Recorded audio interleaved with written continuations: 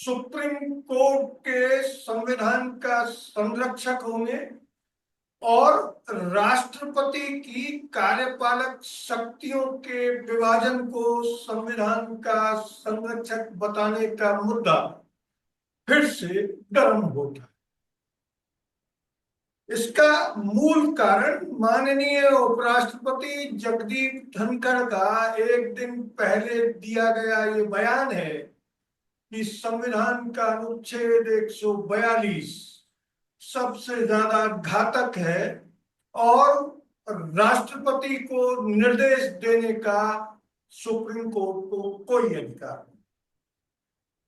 संविधान का अनुच्छेद 142 स्पष्ट तौर पर यह कहता है कि सुप्रीम कोर्ट संविधान का कस्टोडियन गार्जियन है और संविधान का अनुच्छेद 53 से 73 तक राष्ट्रपति को कार्यपालिका प्रमुख का दर्जा देता है, वे भी सिर्फ मंत्रिमंडल की सलाह को मानने की बाध्यता के साथ।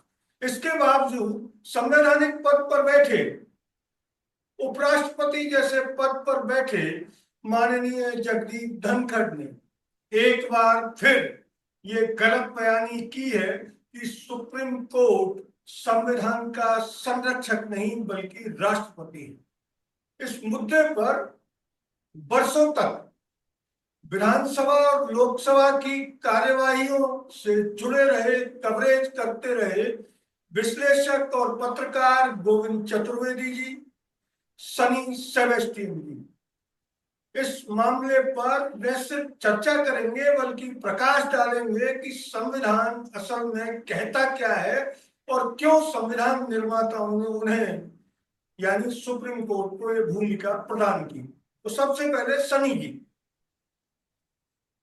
नमस्कार। नमस्कार। उपराष्ट्रपति धनखड़ साहब ने, ये तो फर्स्ट टाइम नहीं है इस तरह का कमेंट, तो पहले भी कई बार इस तरह का कंट्रोवर्शियल कमेंट्स तो दे चुके हैं, लेकिन इसमें ये तो बहुत ही मोस्ट अनफॉर्चुनेट इस तरह का मैं नहीं कह रहा हूँ। इसमें टाइम्स ऑफ इंडिया में आज एडिटोरियल है, फर्स्ट एडिटोरियल, उन्होंने लिखा मोस्ट रिग्रेटेबल कमेंट। उन्होंने ये भी कहा है, कमेंट्स तो उन्होंने कई तरह का पहले भी किया है, वो भी कंट्रोवर्शियल और अनडिजायरेबल, लेकिन इस बार तो सबसे ज्यादा इंटरेस्टिंग बात ये है, ये खुद इस तरह का जो डेकोरेटिव पोजीशन, सेरेमोनियल पोजीशन में रहते हुए, एक्चुअली कॉन्स्टिट्यूशन के हिसाब से इवन प्रेसिडेंट भी सेरेमोनियल है मोस्ट ऑफ द एस्पेक्ट्स में, और गवर्नेंस, वाइस प्रेसिडेंट और प्रेसिडेंट, ठीक है, उनका तो रोल का तो कोई चैलेंज नहीं कर रहा है, करना भी नहीं चाहिए, तो करेक्टिव पोजीशन है ये, और सुपरवाइजरी मतलब एट द टॉप लेवल इस तरह का है। और ये हमको सबको पता है ये प्रोवोकेशन क्या है। जैसे धनखड़ साहब वेस्ट बंगाल में गवर्नर रहते हुए इन्होंने कई तरह का जो है, जो नॉर्मली गवर्नेंस के बारे में हम सोचते नहीं है, उस तरह का अथॉरिटी का एक्सरसाइज करने का कोशिश किया है, और उस कन्फ्रंटेशन भी हुआ है। कंसिडरिंग वेस्ट बंगाल में चीफ मिनिस्टर भी काफी अग्रेसिव व्यक्ति है, उस हिसाब से उसके बाद अभी जो इनको पता नहीं को गवर्नर्स के बारे में ज्यादा सिंपैथेटिक रहता है, क्योंकि उन्होंने ही रास्ता दिखाया, रास्ता गलत या सही, गलती कहूंगा मैं, रास्ता दिखाया, नेचुरली सिंपैथी भी रहता है, प्लस खुद को ये रोल अपना इन्होंने टेक ओवर कर दिया इस तरह का कमेंट करने के लिए, कंफ्यूजन क्रिएट करने के लिए। बहुत अनफॉर्चुनेट 140 आर्टिकल 142 के बारे में मिसाइल, एटॉमिक मिसाइल बताया, इस तरह का जो है सुपरलेटिव्स है, बहुत ही अनडिजायरेबल। वो भी राज्यसभा का हेड है वो, और राज्यसभा में इंटर्नशिप कर रहे उन लोगों को एड्रेस करके ये पब्लिसिटी का जो मटेरियल उन्होंने बाहर मतलब दे दिया, ये तो बहुत ही अनडिजायरेबल है।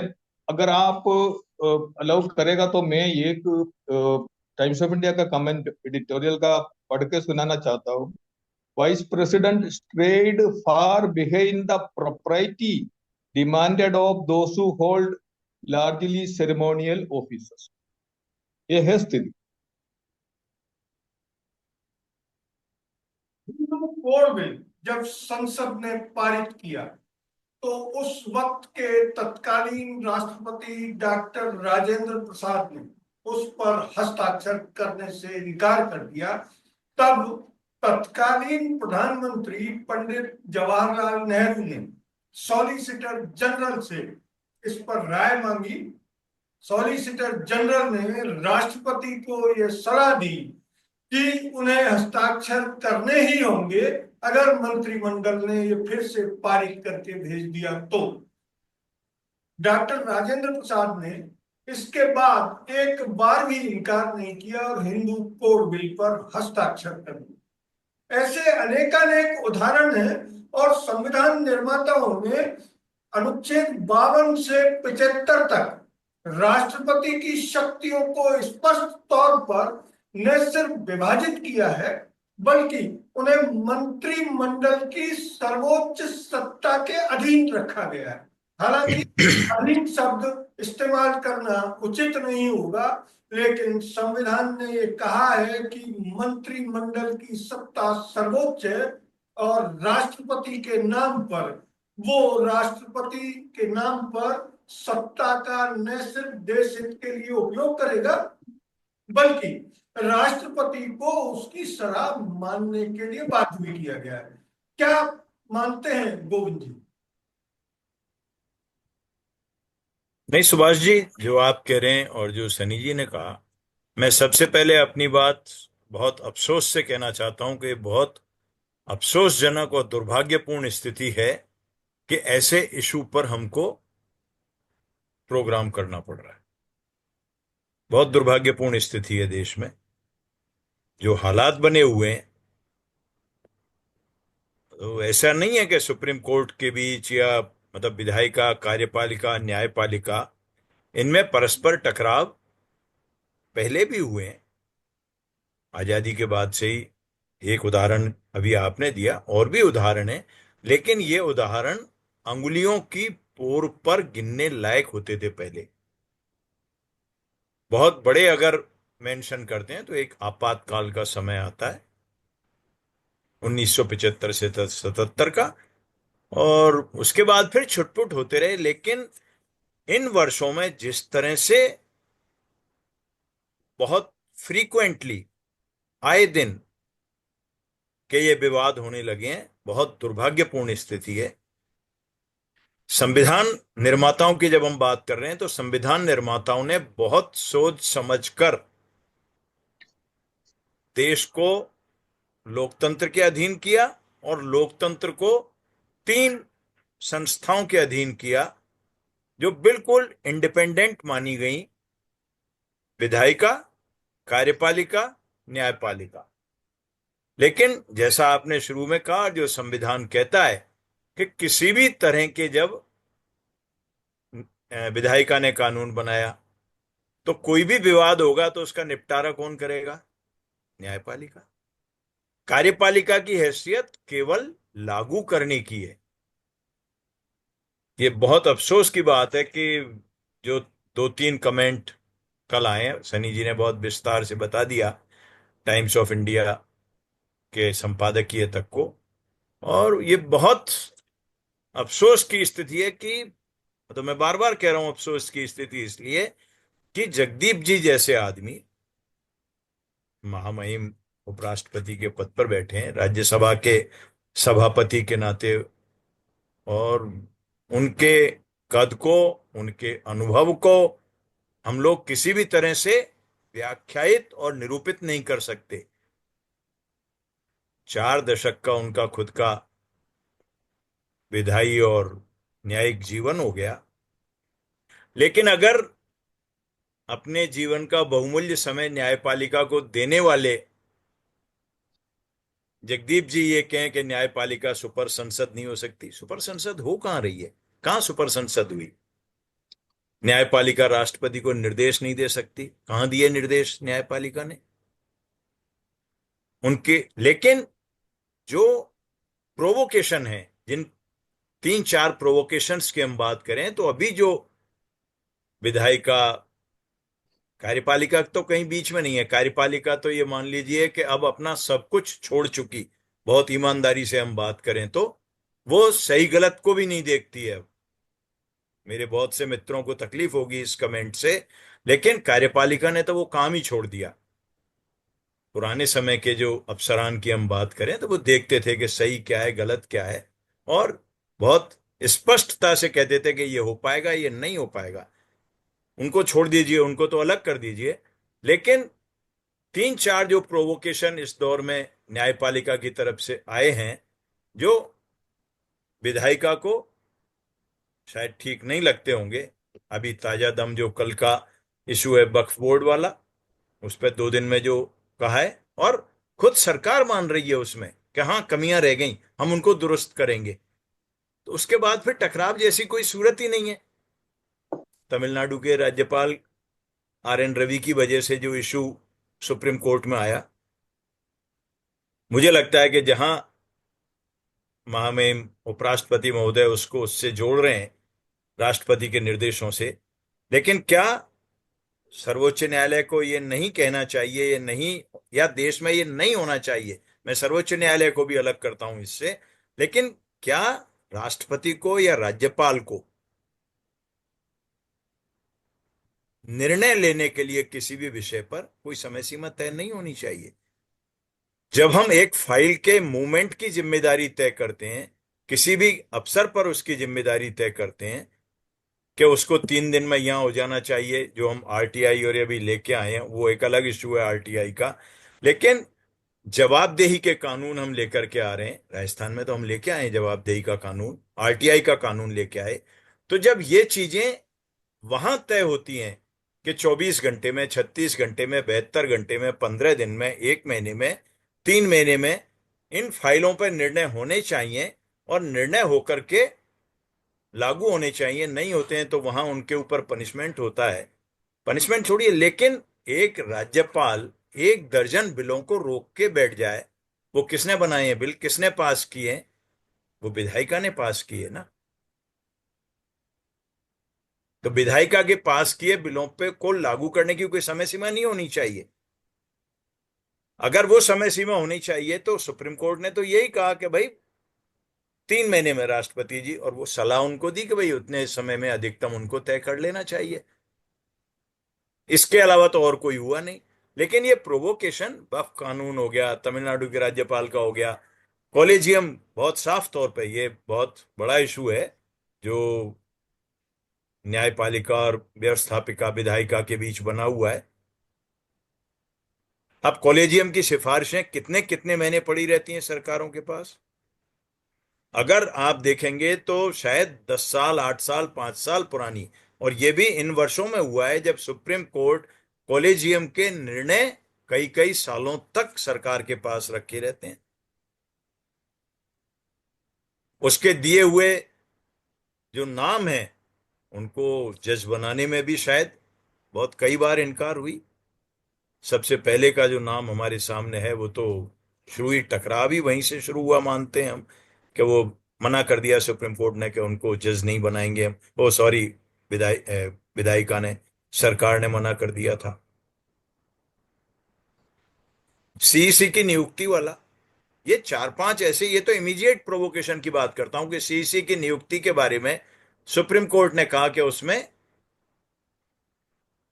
प्रधानमंत्री, लोकसभा के नेता, सुप्रीम कोर्ट के CJ, ये सब सदस्य होंगे, और वो फिर बाद में सरकार ने क्या किया, प्रधानमंत्री होंगे, उनके द्वारा नामित एक मंत्री होंगे, और विपक्ष के नेता होंगे। भाई सुप्रीम कोर्ट के CJ वहां क्यों नहीं होंगे? और फिर मैं इस सवाल को यहां कंक्लूड करता हूं कि अच्छी अच्छी बात को अपने साथ रखने से और कड़वी को थूकने से काम नहीं चलता। यही सुप्रीम कोर्ट जब आपातकाल में कोई निर्णय दे रहा था तो हमने उसको, सुप्रीम कोर्ट को अप्रिशिएट किया कि न्यायपालिका ने बहुत अच्छा किया, और आज अगर वही सुप्रीम कोर्ट कुछ निर्णय दे रहा है, हमको लग रहा है कि नहीं, वो निर्णय ठीक नहीं है, ऐसा नहीं होना चाहिए। ये स्थिति ये जो टकराव की स्थिति है, काम तो ये होना चाहिए कि जो भी राष्ट्रपति उपराष्ट्रपति जैसे लोग हैं, पदासीन लोग हैं, वो बैठ करके और इन विवादों का सम्मानजनक समाधान करें। ये नौबत आई क्यों, और अब भी समय है कि इस जगह पे भी हमको इन विवादों को रोकना चाहिए। ये देश के हित में होगा, लोकतंत्र के हित में होगा। हम कोई बहुत ऐसे लोग नहीं हैं जो बहुत बड़ी सलाह दे पाए, लेकिन फिर भी इन स्थितियों को रोका जाना चाहिए। संविधान निर्माताओं ने जब राष्ट्रपति को विधायिका का हिस्सा बनाया तो एक नैसर्गिक सवाल उठता है कि माननीय उपराष्ट्रपति जब ये कह रहे हैं कि राष्ट्रपति संविधान के संरक्षक हैं, तो विधायिका का हिस्सा संविधान का संरक्षक कैसे हो सकता है? क्योंकि विधायिका के कार्यकलाप जनता की अदालत में हर 5 साल में रखे जाते हैं। सुप्रीम कोर्ट को छोड़ दीजिए, हर सरकार को चुनाव लड़ना पड़ता है, उसके बाद ही जनता उसको ताकत देती है। जहां तक राष्ट्रपति की शपथ का सवाल है, तो वो संविधान के अनुच्छेद 60 यानी 60 के तहत शपथ लेते हैं, जिसमें वो कहते हैं कि वे संविधान को संरक्षित, परिरक्षित और प्रतिपालित करने की प्रतिज्ञा करते हैं। यह शपथ संवैधानिक कर्तव्यों के प्रति उनकी प्रतिबद्धता को तो दर्शाती है, लेकिन ये उन्हें संविधान का संरक्षक यानी गार्जियन या कस्टोडियन नहीं बनाती। क्या मानते हैं सर? नहीं, अभी तो इससे एक्चुअली वो जो डिविजन ऑफ पावर्स है, लेजिस्लेचर का, जुडिशरी का और एग्जीक्यूशन जो एडमिनिस्ट्रेशन का, इसमें कॉन्ट्राडिक्शन है। धनखड़ साहब का तो ये स्टैंड से या स्टेटमेंट से काफी कॉन्ट्राडिक्शन है। एक तो क्या है, तमिलनाडु असेंबली ने जो बिल्स पास किया है वो पब्लिक या पीपल्स रिप्रेजेंटेटिव्स है असेंबली में जो बैठे हैं, और नॉमिनेटेड व्यक्ति जो गवर्नर वो रोक रहा है 4 साल तक। और एक गवर्नर, सेम गवर्नर एक मंत्री को, इलेक्टेड एमएलए और सीएम ने सीएम के नॉमिनेशन पे या सीएम के सिलेक्शन पे वो मंत्री बना, मंत्री को आप डिसमिस कर रहे हैं। कभी सुना ही नहीं है इस तरह का व्यक्ति के एक्शन पे जो क्वेश्चन मार्क उठाया और उस पे आप रिएक्ट कर रहे, खुद कर रहे या और किसी करवा रहे, और किसी तो सबको पता है कौन हो सकता है। इस तरह का स्थिति में और भी कॉन्ट्राडिक्शन है। आप पार्लियामेंट को और असेंबलीज को आप प्रोटेक्ट कर रहे हैं, उनके पक्ष में बोल रहे हैं, और कोर्ट को आप क्वेश्चन कर रहे हैं, लेकिन आपका पोजीशन क्या है? आप तो एक सेरेमोनियल पोजीशन में बैठे हुए व्यक्ति है। इस तरह का जो स्थिति अभी कॉम्प्लिकेशंस होता रहा है। और देखो, गवर्नर, तमिलनाडु गवर्नर का जो एक्शन है और उसमें जो सुप्रीम कोर्ट का कमेंट है, उसमें गवर्नमेंट का कोई रिएक्शन नहीं है। और एकदम जो जिनसे एक्सपेक्ट नहीं कर रहे हैं, अपोलॉजी होना चाहिए था ना गवर्नमेंट से। Offence is the best form of defence की तरह ये यहाँ से जो गवर्नमेंट के स्पोक्समैन की तरह कौन बोल रहा है? ये तो एक क्राइसिस की तरह डायरेक्शंस कर रहे हैं, ये कहाँ तक जाएगा? और ये वाला पोजीशन में बैठे लोग इस तरह का करेंगे तो इनको कंट्रोल कौन करेंगे? ये सब बहुत बहुत सीरियस इश्यूज है। और ये जो है उनका ये भी कहना था ना, आर्टिकल 145(3) का कॉलेजियम पे, जैसे आप लोगों ने कहा, कॉलेजियम भी क्वेश्चन उठाया। कॉन्स्टिट्यूशनल इश्यूज तय करने वाला जो कोर्ट नहीं है तो फिर कौन करेगा ये? और कॉन्स्टिट्यूशन एक्चुअली क्या है, जैसे अगेन आप लोगों ने भी मेंशन किया था, ये 5 साल के लिए है ये इलेक्टेड रिप्रेजेंटेटिव। और प्रोटेक्ट, संविधान को प्रोटेक्ट करने के लिए तो सीरियस जो जिम्मेदारी है जुडिशरी का, स्टेटिक बॉडी है, वो चेंज नहीं होता, तो वहां है। और इसलिए भी लोगों में कॉन्फिडेंस है, democracy is safe, safe as long as judiciary is fair और इम्पार्शियल। इस स्थिति में आप जुडिशरी को डिमोरलाइज कर रहे हैं, क्वेश्चन कर रहे हैं, चैलेंज कर रहे हैं, इस प्रोसेस में आप कॉन्स्टिट्यूशन और डेमोक्रेसी को भी नुकसान कर रहे हैं। ये मेरा राय है।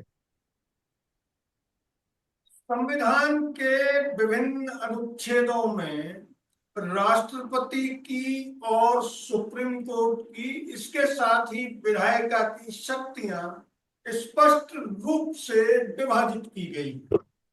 लेकिन मौजूदा विवाद में सुप्रीम कोर्ट की शक्तियों पर सवाल उठाकर विधायिका के एक सदन यानी राज्यसभा के सभापति जिस तरह का मुद्दा उठाकर सुप्रीम कोर्ट की भूमिका को कमजोर करना चाहते हैं, उसकी संवैधानिक स्थिति इस तरह है। सुप्रीम कोर्ट को अनुच्छेद 142 और 141 के तहत ऐसे आदेश जारी करने की पावर है जो संवैधानिक व्यवस्था को बनाए रखने के लिए आवश्यक हो। इसमें राष्ट्रपति को निर्देश देना भी शामिल हो सकता है।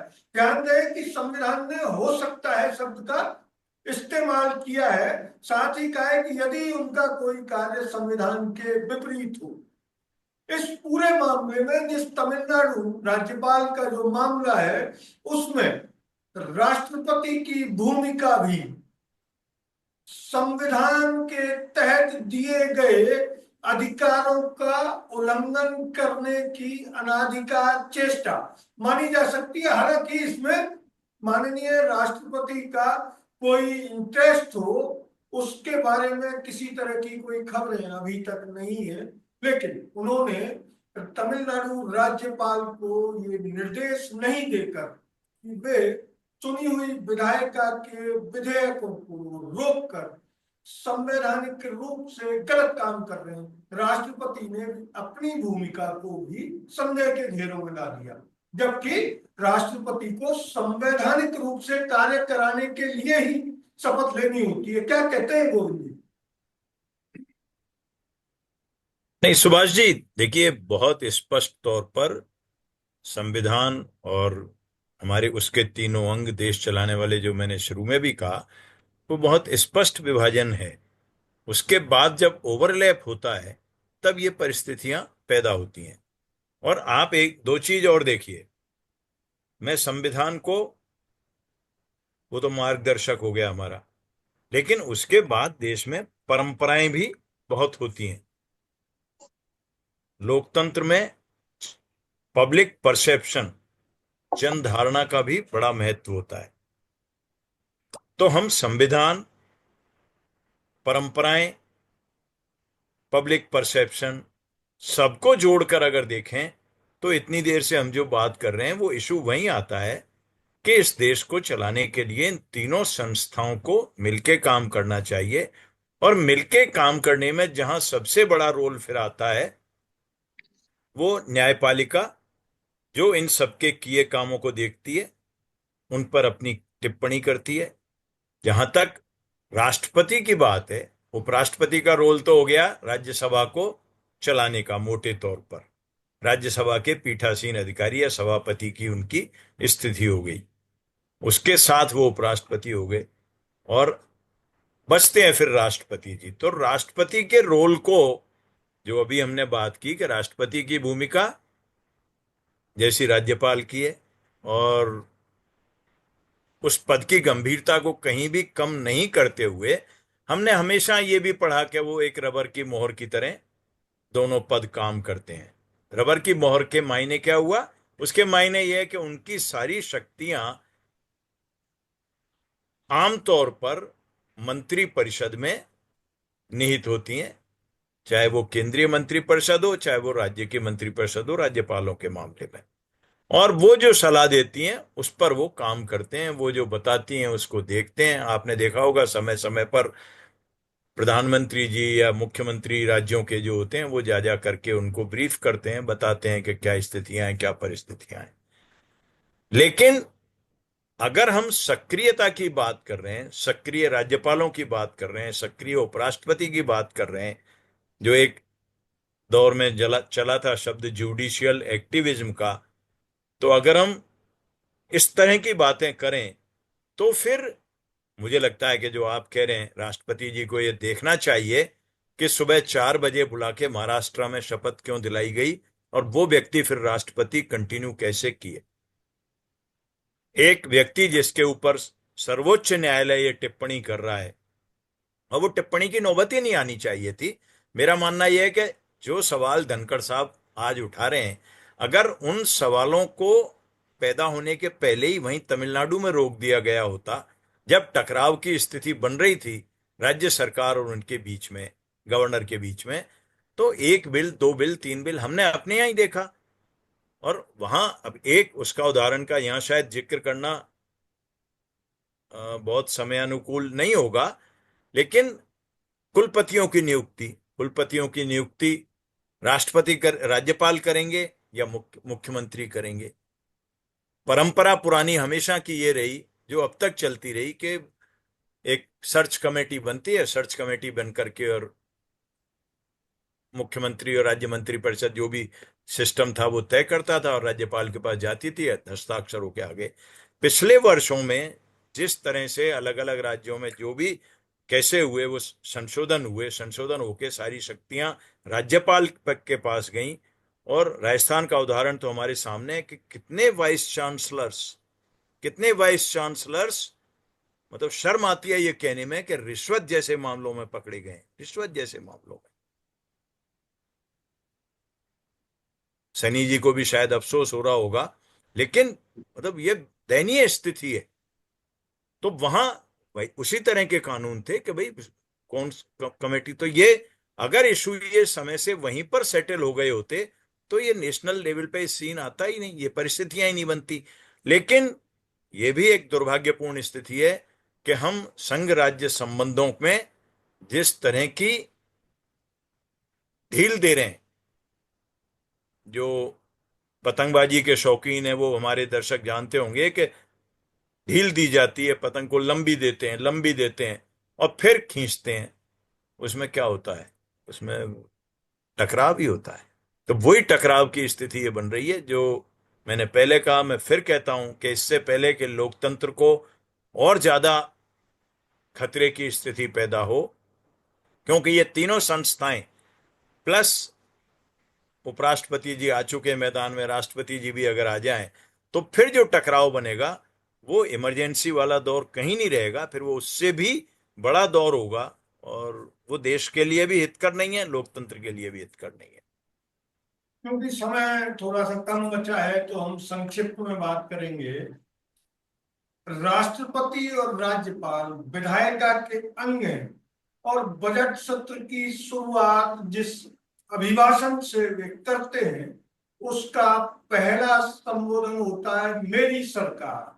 यानी सरकार राष्ट्रपति और राज्यपाल के नाम पर सरकार यानी मंत्रिमंडल सत्ता का उपभोग करता है और देश हित में फैसले लेता है।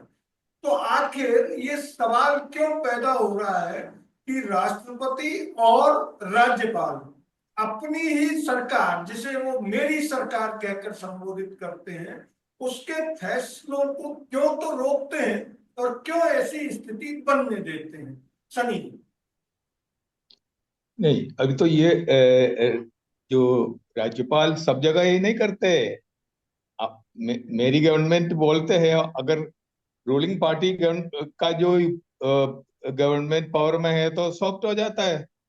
यहाँ ओपोजिशन पार्टीज का जो गवर्नमेंट है तो फिर जो मेरी गवर्नमेंट बोलने के बाद तो उनका एटीट्यूड और कुछ हो जाता है। प्लस ये भी आप भी जानते हैं, ये जो लिखित में दिया हुआ चीजें पढ़ते हैं वो लोग, है ना। और ठीक है, थोड़ा बहुत गवर्नर का क्लियरेंस तो होता ही है स्पीच का, खुद का स्पीच का। अदरवाइज जो मोस्टली जो सरकार वो जो लिख के देते हैं, क्योंकि सरकार का जो है कार्य प्रणाली या प्रोग्राम और अचीवमेंट वो सारे है समरीली। तो गवर्नर सेरेमोनियसली राज्यपाल उनको पढ़ना है ना। वही अगेन सेरेमोनियली आ गया ना इसमें। लेकिन अभी कन्फ्रंटेशन प्रेसिडेंट का भी हुआ नहीं, प्रेसिडेंट अभी भी पासिव है। प्रेसिडेंट कन्फ्रंटेशन में स्टेज से आया ऐसा कोई इंस्टेंस नहीं आया, गवर्नेंस अभी कर रहे हैं। क्योंकि हम जानते हैं प्रेसिडेंट ज्यादा उस पर कमेंट नहीं करना चाहिए, लेकिन मोस्टली वो उनका तो पासिव ही रहा है रोल, इसलिए स्थिति इस तरह का है।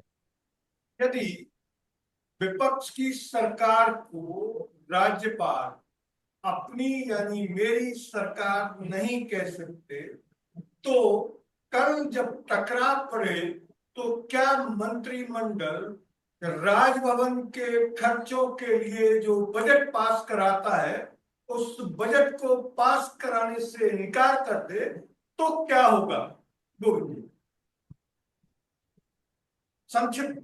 नहीं सुभाष जी, मैं जो बार बार कह रहा हूं वो यही चीज कह रहा हूं कि इस टकराव को रोका जाना चाहिए, चाहे न्यायपालिका के मामले में हो, चाहे राज्यपाल के बारे में हो, चाहे राष्ट्रपति भवन के बारे में हो। इस तरह के जो संचित निधि से होने वाले खर्च हैं उनके बारे में, और ये विधानसभा और इनसे पारित होने के बारे में हमको ये एक्सट्रीम टकराव की स्थितियां होंगी जो ठीक नहीं है। अगर वो स्थिति बनेगी तो फिर क्या होगा? हम राज्यपाल के पद को समाप्त करने की भी समय समय पे मांग करते रहे, लेकिन ये सब पद होने चाहिए, पद होने में कोई बुराई नहीं है। मतलब मैं पहले भी एक बार अपनी चर्चा में कह चुका हूं कि राज्यपाल के पद को समाप्त नहीं किया जाना चाहिए, राष्ट्रपति के पद को भी समाप्त किए जाने की कोई आवश्यकता नहीं है, और किसी पद को भी समाप्त किए जाने की आवश्यकता नहीं है। लेकिन अपवादों को छोड़ के, अगर हम इतिहास को देखें हमारे को, तो अपवादों को छोड़ के कहीं कोई इस तरह के टकराव नहीं हुए। धनखड़ साहब से पहले 13 उपराष्ट्रपति देश में हुए, राधाकृष्णन, जाकिर हुसैन, हिदायतुल्ला, मतलब मैं कुछ नाम ले पा रहा हूं, बीबी गिरी हो गए, बीडी जत्ती हो गए, गोपाल स्वरूप पाठक हो गए, हिदायतुल्ला साहब हो गए, हामिद अंसारी अभी हो गए, भैरव सिंह जी हमारे यहां से रहे। लेकिन आप बताइए कि कितने टकराव की स्थितियां ऐसी हुई।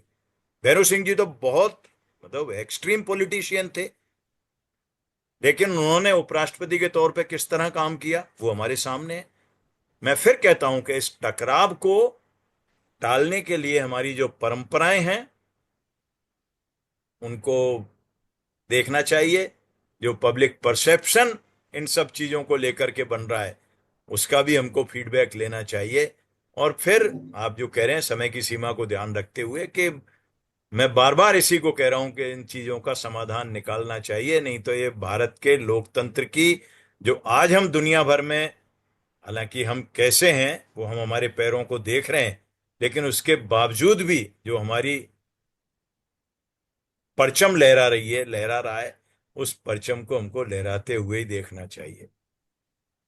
संविधान के अनुच्छेद 74 और 75 मंत्रिमंडल को सत्ता प्रदान करते हैं। जब माननीय उपराष्ट्रपति उन अनुच्छेदों पर सवाल नहीं उठाते तो वे अनुच्छेद 142, जिसमें संविधान का कस्टोडियन सुप्रीम कोर्ट न्याय को सुनिश्चित करने के लिए फैसले और व्याख्या कर रहा है, तो उस पर सवाल उठाना माननीय उपराष्ट्रपति की संवैधानिक स्थिति को देखते हुए उचित प्रतीत नहीं होता। आप इस बारे में क्या मानते हैं? हमें मेल करके जरूर बताएं। अगर ये वीडियो अच्छा लगा तो इसे लाइक करें, शेयर करें, और हाँ, हिंदी हेडलाइन को सब्सक्राइब जरूर करें। धन्यवाद। जय हिंद।